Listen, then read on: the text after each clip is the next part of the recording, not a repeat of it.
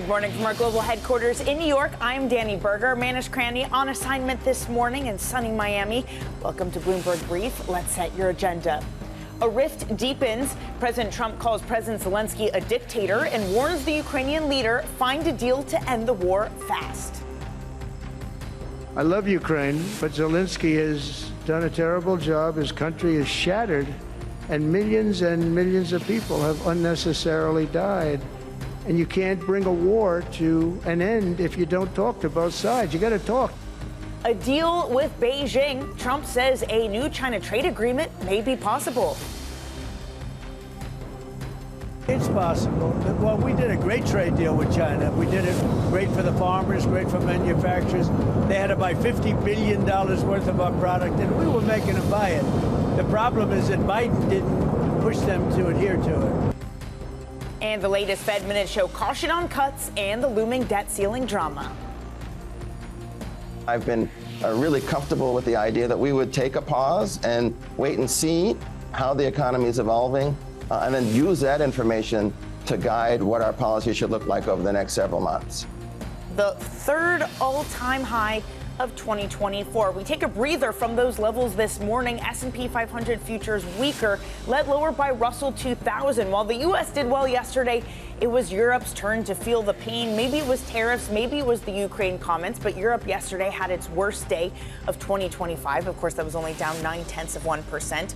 The team over at Citi, led by Scott Kronert, says that policy-related disruptions on stock fundamentals may not fully be priced in. For this bond market, U.S. Treasuries fall off the back of the Fed minutes yesterday, talking about a slower pace of QT given, quote, significant swings in reserves over coming months related to debt ceiling dynamics. We're going to be speaking with Stephen Major of HSBC soon. In this next couple minutes, 10-year yields fall by 1 basis point. We stand at 4.52% on your 10-year yield. You're also looking at a 2-year yield that is lower this morning by 1 basis point. We also have a few individual stocks that we are keeping our eye on this morning. Let's get a check of Mercedes shares this morning. Reporting earnings, those shares falling some 1.1%. They expect a sharp drop in its earnings this year. The car maker said it's going to be cutting costs. It's grappling with fierce competition. We know the type of competition it's also getting from Asia, especially with tariffs coming in. It says that there's an uneven demand in the global auto market. Palantir, that is also tumbling this morning. It is down 1.3% following a report from the U.S. Defense Secretary Pete Hegseth that asked for officials for plans on how to slash military spending. Most of the declines of that stock, though, coming yesterday. Airbus also sliding this morning. Those shares down 1%, estimating that it will deliver 820 aircrafts this year. It's a somewhat modest target, according to analysts. The plane maker is contending with trade tensions, persistent supply constraints, and an ailing space business. And we're going to have more on Airbus later in the hour. We're going to be catching up with the Airbus CFO Thomas Toepfer.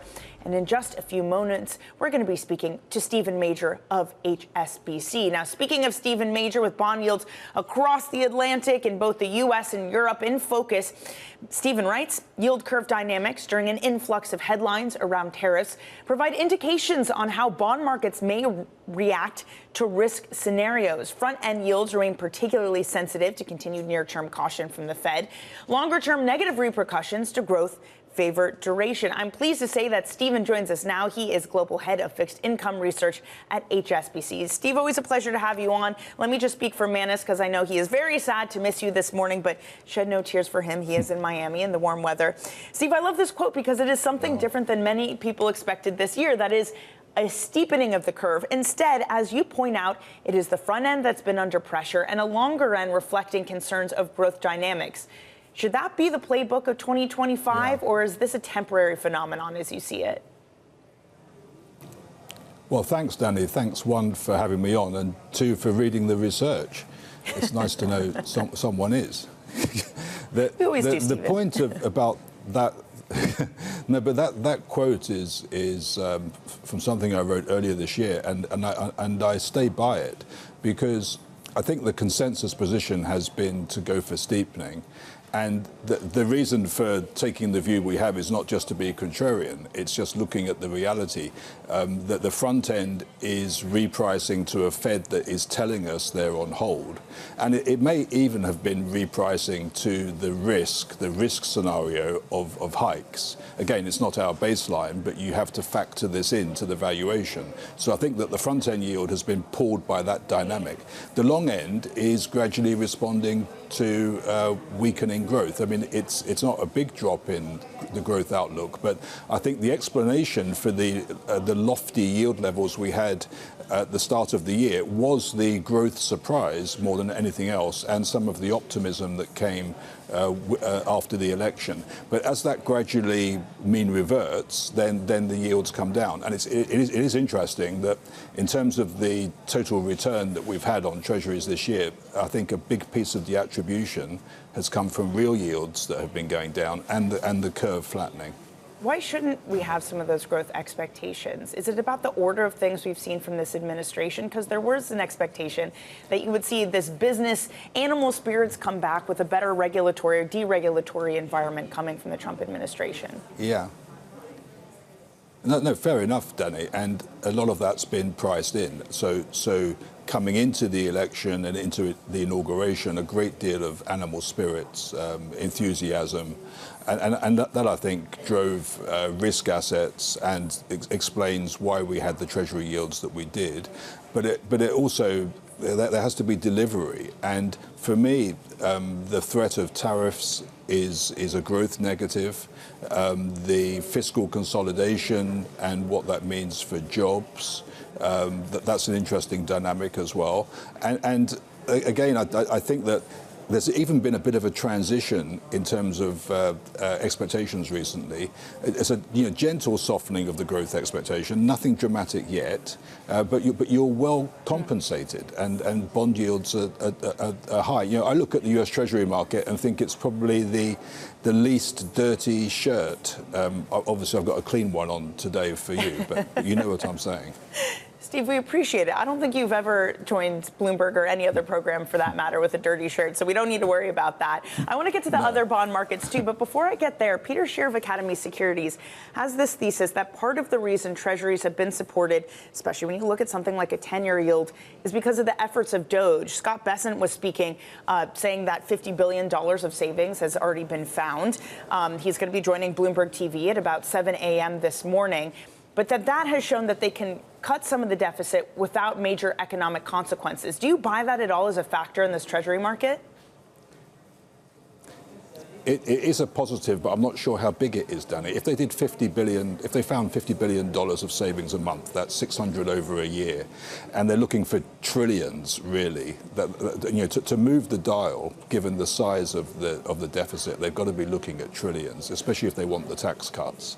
So it's a start, but they need more than that, and they need to be delivering it in scale and quickly. But look, it is a positive. It has to be said, but I don't know how big. I think that the main positive angle that came out of the Treasury was maintaining the amount of coupons that they're issuing, and that was key because there was this fear a few weeks ago that they might start to issue more bonds at the longer end of the curve, but that was misplaced. So I think generally having a conservative, sensible Treasury Secretary and the promise of some cost cutting, that's all helping. Steve, I mean, kind of what I'm hearing from you is that you want to see the impacts of DOGE. You want to see them actually reach some of these goals. And when it comes to the Trump administration, you actually want to see the deregulation. You want to see the benefits to business. It's much what this market is saying about tariffs. Let me actually see what the tariffs are.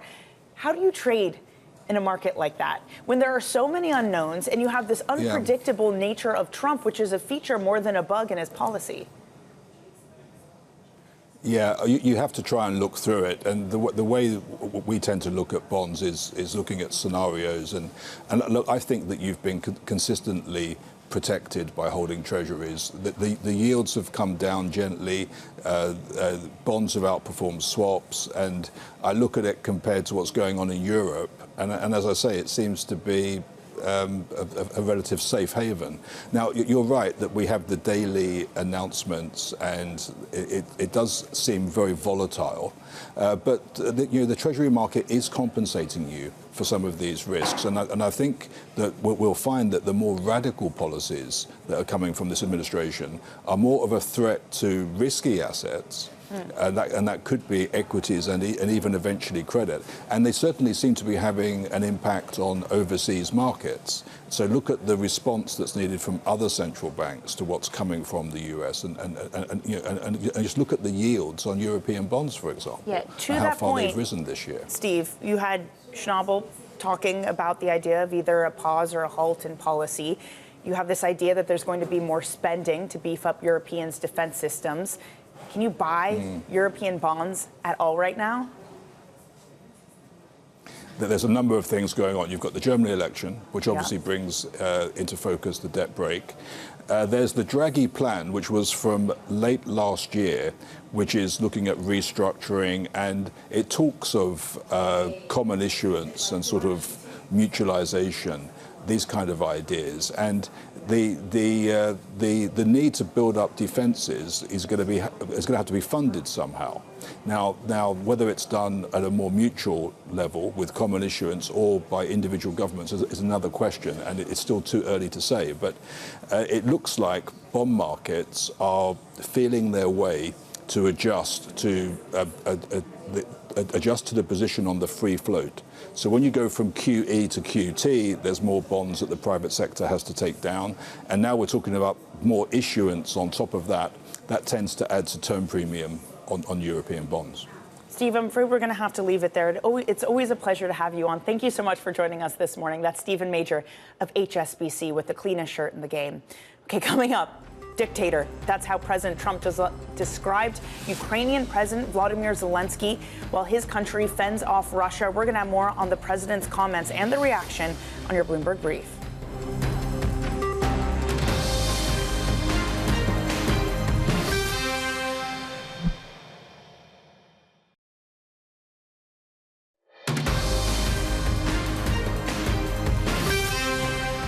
I love Ukraine, but Zelensky has done a terrible job. His country is shattered, and millions of people have unnecessarily died. And you can't bring a war to an end if you don't talk to both sides. You got to talk. They haven't been talking for 3 years. So we hope to see a ceasefire soon and to reestablish stability in Europe and the Middle East.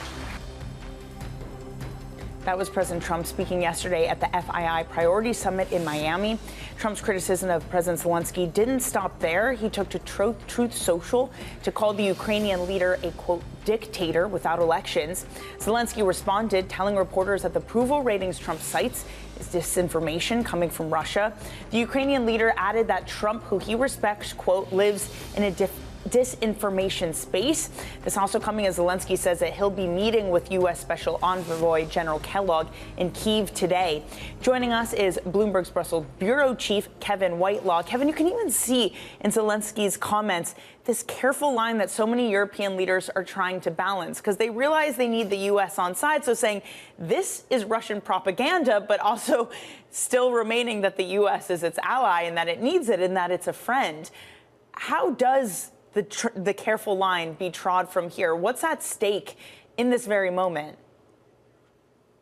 Well, I mean, it is amazing how Trump has the ability to capture everyone's attention, particularly with these statements that, for a lot of Europeans seem pretty shocking. And I think that there's a lot of folks that are trying to process how to handle this, how to manage it without triggering an even more, sort of sharp response from Trump. I mean, I think that many people here do remember that there's a lot of history between Trump and Zelensky. It dates back to the first term, and there's been some bad blood there, and it's very clear that just simply has not gone away. And so now they need to figure out, how do you make sure that it doesn't blow back on the Ukrainian people? How do you make sure it doesn't blow back on this war effort and the defense of Ukraine effort that Europe has and the U.S. have both invested so much in?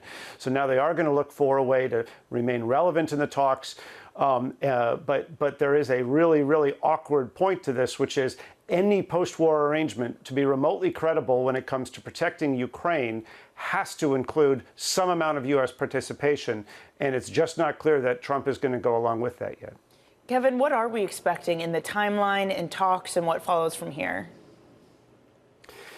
I mean, I think the next big moment everyone's looking for is whether there's going to be a meeting between Donald Trump and Vladimir Putin. That's something that they've talked about possibly before the end of the month, although we don't have anything scheduled yet. So that's one key moment. But in the meantime, we also do expect UK Prime Minister Keir Starmer and French President Emmanuel Macron to make their way over to Washington to try to meet with President Trump. So that is the next moment. They're trying to see if that's going to happen. They want to make sure that Europe's voice is heard and that, they get to make their case to the president himself about why the U.S. needs to remain involved and needs to find some way to make sure that Vladimir Putin doesn't, after 3 years, simply get to win.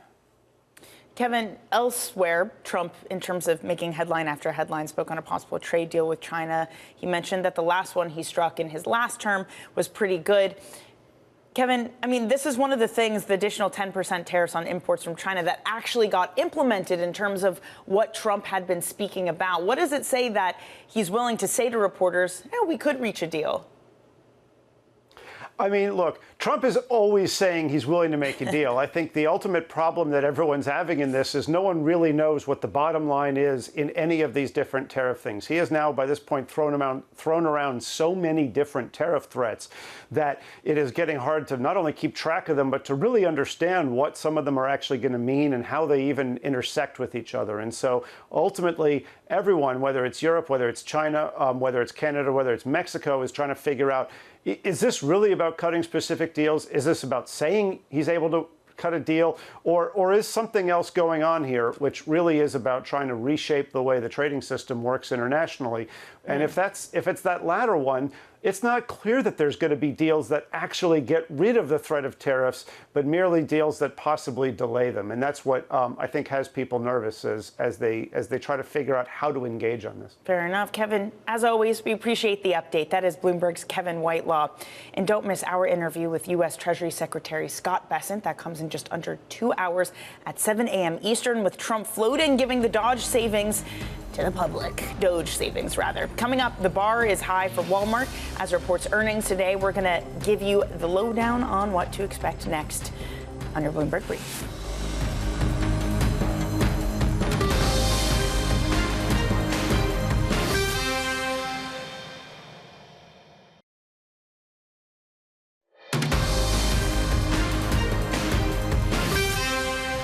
Let's take a look at the front pages this morning. First up on the Wall Street Journal, they're leading with the Trump administration terminating the prior approval for congestion pricing in New York City. The president posted about the decision, writing, "Congestion pricing is dead. Long live the king," putting an AI, I think, version of himself on the front of a magazine. Governor Kathy Hochul spoke about Trump's post during a press conference. I'm here to say New York hasn't labored under a king in over 250 years. And we are not. We sure as hell are not going to start now. Think about this. Next time you're stuck in traffic. Next up, the Associated Press reporting that President Trump is throwing his support around a federal takeover of D.C. Under terms of the city's home rule authority, Congress already vets all D.C. laws and can outright overturn them. And on the Bloomberg, shares of Palantir continuing their decline following a report that Defense Secretary Pete Hegseth has asked officials for plans on how to slash military spending. The company's government work has contributed to surging sales in recent years. Now, turning to earnings later this morning, Walmart will be reporting results before the bell. Tariffs, market share, consumer, all in focus. Joining us now to discuss is Bloomberg's Saba Medding. Saba, thanks for joining us. What are we expecting this morning? Well, investors are expecting a lot. I mean, the shares have been on their biggest run in 3 decades since the start of the year. They cover the crucial Christmas period. Investors want to see any sign that the retail figures we had in January were not just a blip, any sign of outlook for the year, sort of the economics. Have they managed to hold on to those customers that they had built up in the higher income bracket? Customers earning over $100,000 make up the majority of Walmart's market share gains. So they really want to see that they've managed to hold on to those, and anything really they say about the economic outlook with what we're hearing out the White House. That, I think, is such an important part, Saba, because investors have been pouring through these different retail companies to say who has exposed supply chains, who's vulnerable and who's not. How does Walmart stack up in that regard?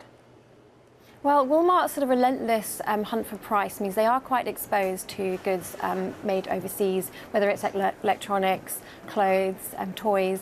They are pretty exposed to China. So any kind of guidance they can give about what the impact will actually be from what we've seen on tariffs, anything else they'll say on Mexico or elsewhere, and what that impact would have on availability and margins in the coming months. Okay. Saba, thank you so much. That is Bloomberg Saba Meddings. And I was talking with Saba on the break. I still find it remarkable that you can buy a used Birkin on the Walmart website. Just shows you can get your groceries and go for the high end, trying to capture all the customers. Just want to give you a quick check on the yen this morning. It is past 150 per dollar. It has been strengthening on the idea that we will indeed get a hike.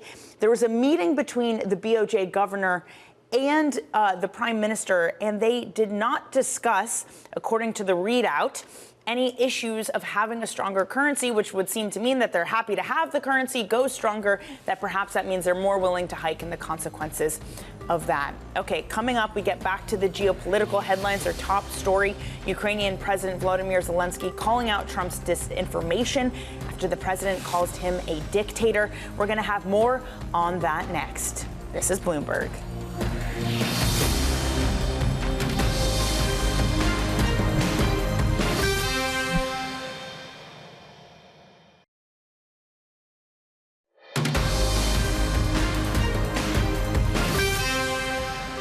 From our global headquarters in New York, welcome to Bloomberg Brief. I'm Danny Berger, Manish Cranny, on assignment this morning. Let's set your agenda. The rift deepens. President Trump calls President Zelenskiy a dictator and warns the Ukrainian leader to find a deal to end the war fast.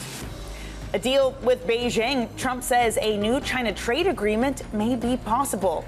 And the latest Fed minutes show caution on cuts and the looming debt ceiling drama. The third all-time high of 2025. It takes a breather. We take some of the weight out of that rally this morning in the futures session, led lower by Russell 2000 futures, down 0.2%. Scott Kroner and team at Citi warn that a lot of the bad stuff not yet priced into this market, and we might be near the peak of the equity rally for now. When it comes to the bond market, we are looking at a bond yield that's moving lower yet again today, down by 1 basis point on both 10-year yields and 2-year yields. We were speaking with Steve Major of HSBC earlier this morning, saying it is growth that is the concern on the long end, less so inflation. We had the minutes yesterday, QT potentially going on pause with the debt ceiling drama playing out. That's giving its support to the bond market.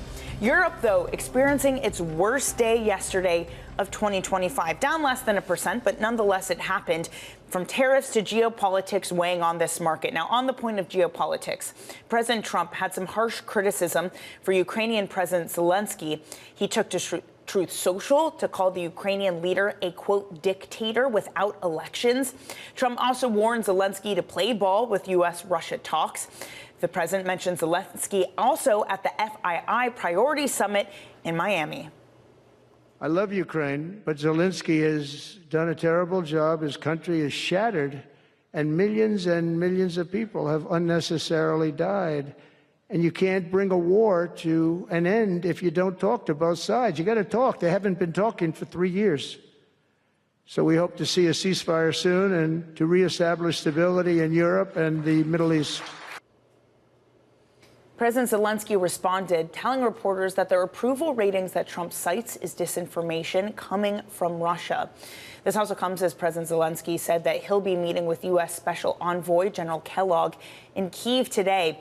Joining us now is Bloomberg's Mike Shepard in Washington. Shep, great to see you this morning. Thanks for joining us. How did we get to this point? Because it wasn't that long ago that Trump and Zelensky had some form of communication, and there seemed to be some signals from the White House that at some point they wanted to involve Ukraine in the negotiations. So how did we get here? Well, you're right, Danny, that they did want Ukraine involved at some point, but the two men, remember, have had an uneasy relationship for quite a long time.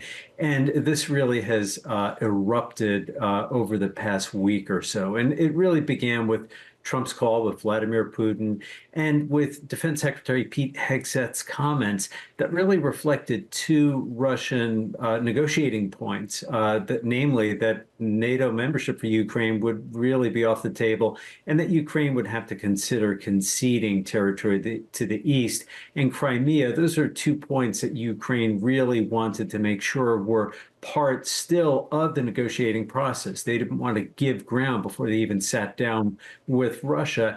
And it worsened as Trump began to reflect some of the Kremlin's views about how the war started, namely that Ukraine's interest in eventual NATO membership was the precipitating factor. And of course, we know that Russia, moved on its own and had its own territorial ambitions rather than having NATO as the prime cause there. And so we saw this unfold last week, and then the U.S. held this meeting in Riyadh, Saudi Arabia, with Russian officials, but without any delegate from Ukraine or from the European Union, another close ally to the Ukraine. So that really set tensions high and prompted Zelensky to respond like that. Now, where do we go from here? And that is really the key question. And Trump's main advisor on Ukraine and Russia, retired Army General Kellogg, is set to visit Kyiv today and perhaps meet with the president of Ukraine and try to get a little bit of a reset here. Even with the anger between two sides flashing open into public, as we saw over the past few days, they are still going to have to live with each other and try to negotiate with this. So European and other officials and members of Congress that we've talked to have signaled that, there will be at some point a reset and the two sides will have to get back to the work of negotiating. Mike, I'd also be remiss if I didn't ask you about Trump's brief comments about China yesterday, saying that a trade deal with China was also possible. Let's just listen to what he said on Air Force One. It's possible. Well, we did a great trade deal with China. We did it great for the farmers, great for manufacturers. They had to buy $50 billion worth of our product, and we were making them buy it. The problem is that Biden didn't push them to adhere to it.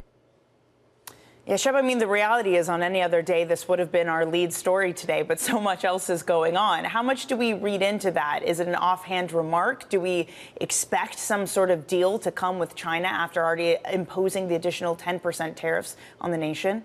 I think Trump is using this as a negotiating opener, really. He wants to show China that he is serious. If he didn't want to negotiate with China, he could have started with much higher tariffs. It could have been a little bit more administratively difficult in terms of which powers he would use. But the 10% tariff on top of the tariffs that are still in place from his first term, the Biden administration never really repealed those. The January 20 trade deal, the phase one deal that we've talked about a lot, including on this show, remains in effect, but it was never, as the president alluded to, really fulfilled by China. The purchases of U.S. products, including agricultural goods, never lived up to the letter of the deal. And the U.S. has had other concerns about Chinese trade practices even before Trump took office, but they have intensified in recent years. And the competition, especially in the area of advanced technology, has only intensified. The phase one deal that I just mentioned that took effect in January 2020 is up for review this year. And in April, they will take a closer look at it. And we can expect the administration to try to take a harder look about whether to impose the much higher tariffs on Chinese goods that Trump had promised on the campaign trail. Remember, these were the ones of up to 60%. So we will see how that goes. And if this turns into an actual negotiation with Xi Jinping's government. It is interesting the president is in this deal-making mode, not only on Ukraine, but also on the economic front with trade and with trading partners, not only China, but also Canada and Mexico, and we could soon see other countries too. Yeah, the delay to those tariffs for Canada and Mexico ends on March 4th. Mike, a good reminder, we've got a lot of deadlines, a lot of possible risk events coming up. Mike Shepard, thank you so much. Always a pleasure to have you on with us. And don't miss our interview with U.S. Treasury Secretary Scott Bessent. That is in just under an hour. You do not want to miss that. It's an hour and a half, I should say, 7 a.m. Eastern time on Bloomberg Surveillance. Let's get you first some other stories that are trending on the terminal this morning. Anglo American took another write-down on its struggling De Beers diamond unit. Demand for diamonds has collapsed in China. Lab-grown alternatives continue to win some market share. Anglo joins its major peers, posting declining profits, despite the business going through a huge overhaul. Meanwhile, Delta is offering $30,000 to every passenger aboard a regional jet flight that flipped upside down after crash landing at a Toronto airport. A spokesman for the airline says the payments are a good faith gesture and have no strings attached. There were no fatalities among the 76 passengers and 4 crew members. The flu is overtaking COVID as the deadlier virus in the U.S. this winter. It's the first time in 5 years that the seasonal illness has surpassed the pandemic virus. The CDC estimates that the influenza has made at least 29 million people sick and resulted in 16,000 deaths since last October. Meanwhile, mortality from COVID has been declining. Coming up, Airbus sets a modest delivery target for the year with supply snags continuing. We're going to catch up with the Airbus CFO Thomas Toepfer. That is next on Bloomberg Brief.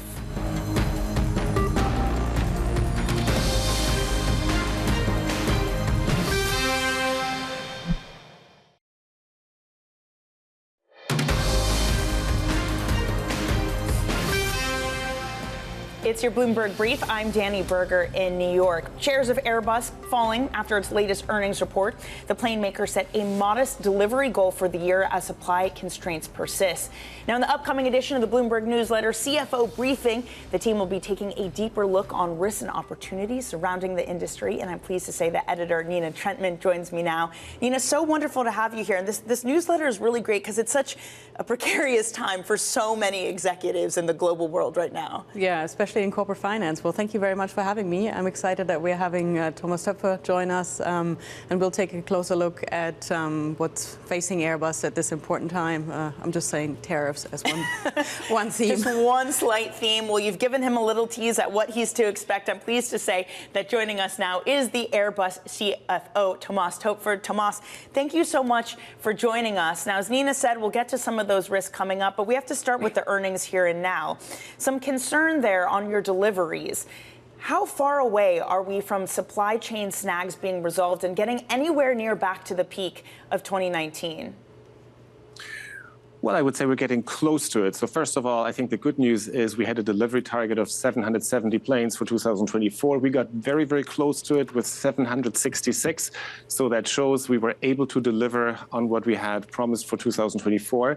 And you said it, we have a delivery target of around 820 planes for 25. So that is an uplift of over 20 planes. But more importantly, it's fully in line with the trajectory that we have given ourselves also for the year to come. We want to go to a monthly production rate of 75 aircraft for our best-selling A320 model, and we're on the trajectory to achieve that. Now, to your question, supply chain definitely is still the limiting factor, and that is true for a number of items. Maybe engines is the most prominent one. But it really goes far beyond that. It's also cabin interior, aerostructures, et cetera, and therefore, yes, we're very, very focused to be super close to our tier 1, but also tier 2 and tier 3 suppliers to support them and detect if there's any issues that we can resolve with them together. And therefore, yes, that is clearly what we're absolutely focused on to make sure that the ramp up is really happening. Thomas, you delivered about 150 aircraft to the U.S. last year.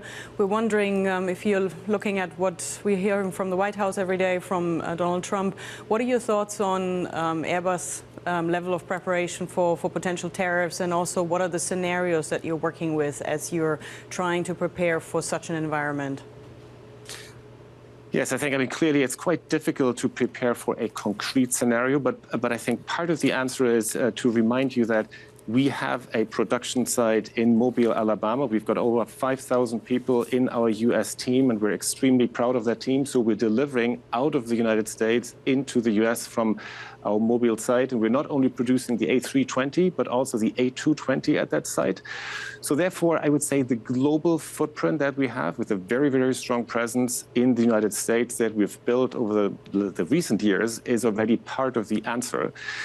But it's true, Nina, if you think about tariffs for the industry, it will have a negative impact in our view, because the entire aerospace industry is a global industry. It has a very global, highly integrated supply chain that is in the phase of ramping up, and therefore tariffs would certainly be, on the one hand, a negative for the industry. But we also think that in the end, it will affect negatively our customers. So ultimately, the tariffs, it is the airlines that will have to pay for it. And therefore, it would be a double negative in our view. In terms of level of preparedness, I think we've done a lot in the past through our footprint. And we're waiting for the exact scenario that will then finally play out.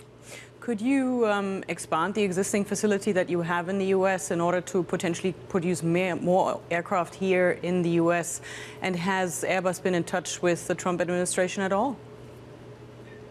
I think we're looking forward, of course, to work with the administration. That question on whether we're expanding really depends on the exact regime that will then be specified and decided.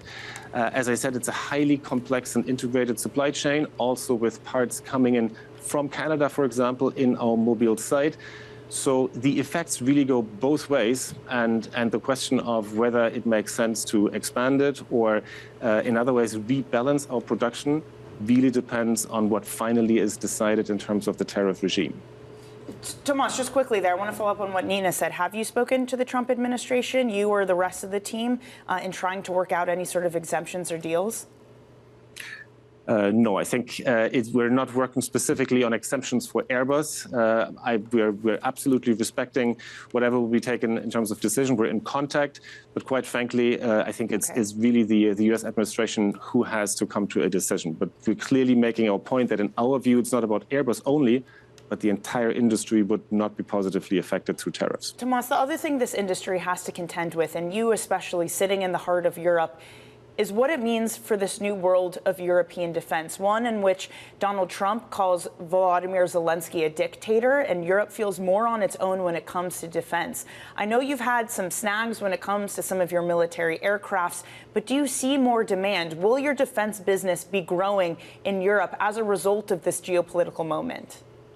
I think the clear answer is yes. If you look at the order intake in our defense business, we have had a record order intake in 2024 with 16.8 billion. And it's actually the second year in a row that we have a record in terms of order intake. So it shows that we're well positioned with our products, with the Eurofighter in our military air business, but also with our satellites and other military devices that we produce. So therefore, we stand ready to step up in what I think is a clear need for Europe to be more self-sustained in its sovereign ability.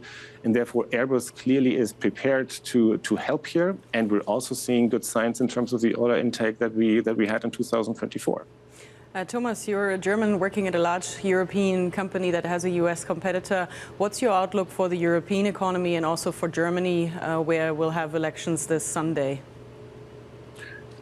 Well, I think it would clearly be helpful for Europe as a whole if we will have more stability. I think that's true for Germany, where I think it is about time that we have clarity about who will be the new government, but also more stability in other countries in Europe would certainly be helpful. I think we as an industry are ready to support many of the proposals that have been made. I refer, for example, to the Draghi report, which has a special chapter not only in defense, but also on space, calling for more consolidation, not only on the supply side in Europe, but also on the demand side. So I would say the proposals also from that perspective are on the table. We clearly support it, and it would be good if now there is also the political will and power to put some of these things now into practice. Tomas, just quickly here, and look, we've been hinting at it, but it feels like a moment of step change for Europe, especially with transatlantic relationships, both from an economic point of view with tariffs and geopolitical. You having been at the helm of industry in Europe for some time now, is Europe prepared for this moment? Well, I think it's hard to say whether it is prepared. I think Europe has the ingredients that it needs, both from an industrial side, but also, of course, from the, let's say, the GDP power that we have in order to step up. What I think it takes is the political will and the ability to now implement those steps. To your question, is it prepared? I think it is fair to say that what happened in the recent past is a clear wake-up call, and I'm hopeful that Europe will act on that call. The level of preparedness, I think, could probably be better, but I do see promising signs that Europe is taking up the challenge. Tomas, thank you so much for spending your time with us this morning. We really appreciate it. That is the Airbus CFO Thomas Toepfer and Bloomberg's Nina Trentman. Nina, thank you so much for bringing us this interview. And you can find more of Nina's work and Bloomberg's conversation with Tomas in the coming edition of the CFO Briefing. That newsletter publishes every Sunday at 4 p.m. ET. Okay, another stock that we are keeping our eye on this morning, Palantir extending its loss. It plunged double digits in the last session. It follows a report that the U.S. Defense Secretary Pete Hegseth has asked officials for plans on how to slash military spending. Joining us for more is Bloomberg's Mark Bergen. I mean, this is a part of U.S. government spending that would have been considered wholly in the past and surprised many people that they would look at touching it. How exposed is Palantir to a pullback in U.S. military spending? It's probably one of the most exposed tech and software companies. I think it's like half their business, and they've seen a pretty tremendous growth in the government sector in the last 2 quarters. You know, I think we should put the 10% drop in context here. I believe last year the stock went up 340%. And then close to, I think, 160% in 2023. So it's been riding this really big wave for the past 2 years. And it's a price-to-earnings ratio, I just checked in the Bloomberg, around 570. So there's been this wave of enthusiasm about their AI software, and then about their connections and I think being involved in the inner circle of the Pentagon. So maybe there's a bit of a gut check on that for investors. Do more gut checks need to happen, Mark? And I ask you, as someone who follows tech closely, leads our reporting, all these companies that have international supply chains, the Apples of the world, ones that have tried to court President Trump, you think of Meta. How much of this is really being priced in? Obviously, you see Palantir falling on this, but how much of this new political economy is being considered in a lot of these corporate and tech giants? I mean, I think Palantir's a little bit separate just because of how much of their business relies on the government and defense budget.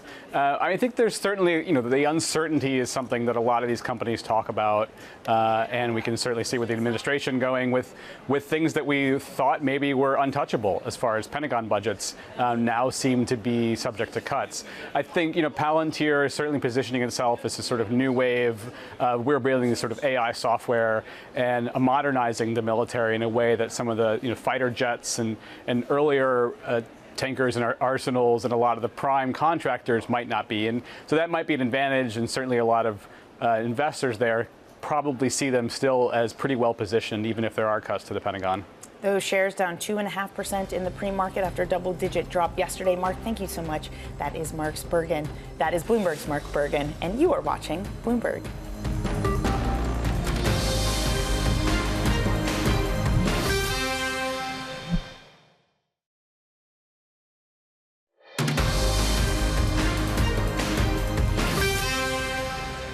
Let's get you set up for your trading day on this Thursday. We're going to have more earnings coming before the bell. Walmart, Hasbro, and Shake Shack get some data. Jobless claims, 8:30 a.m. Eastern. Plus, Fed speak from Goolsbee, Musalem, Barr, and Kugler all throughout the day.